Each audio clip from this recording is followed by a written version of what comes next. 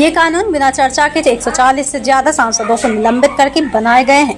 90% कानून पुराने ही हैं, लेकिन जो 10% नए कानून हैं, आप उन कानूनों को पढ़ेंगे तो पाएंगे कि पुलिस को ज्यादा व्यापक शक्ति दी गई है, जिससे भाजपा के लिए भ्रष्टाचार का एक नया दरवाजा खुल गया है।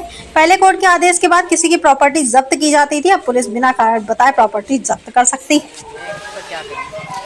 देखिए, जो हमारे एग्जिस्टिंग क्रिमिनल लेजिस्लेशंस हैं वो ऑलरेडी एक बहुत लंबी चर्चा के बाद 1973 में 6 लॉ कमीशंस बैठे थे, 13 साल की चर्चा हुई थी, जिसमें पार्लियामेंटेरियन सबने बहुत डिबेट किया और जो भी ऐसे प्रोविजंस थे जो कॉलोनियल पास्ट के रेमिनेंट्स थे उनको हटा दिया गया था, क्योंकि उनमें पुलिस ब्रूटैलिटी थी, उनमें करप्शन होने का चांस ज्यादा था, वो सब हट गए थे 1973 में।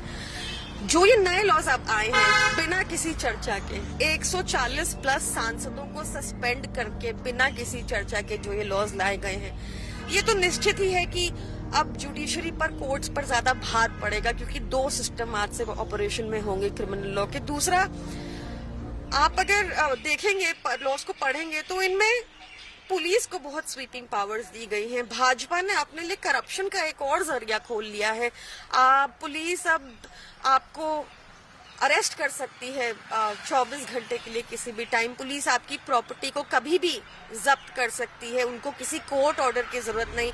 पहले आपकी प्रॉपर्टी कन्फिस्केट करने के लिए कोर्ट ऑर्डर जरूरी था, अब वो हट गया है।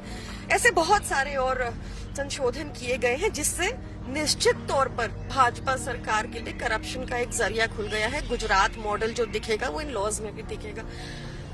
अब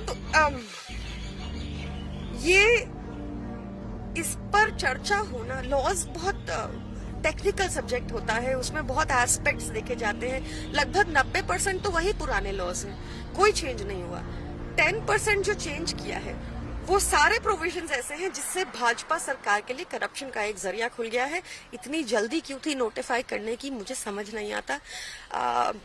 पुरानी इनकी कोई स्कीम्स उठा लें तो वो भी सारी फ्लॉप ही रही है इनकी पॉलिसी। विदाउट डिस्कशन इतने टेक्निकल सब्जेक्ट्स पर भाजपा सरकार को ये नहीं करना चाहिए था।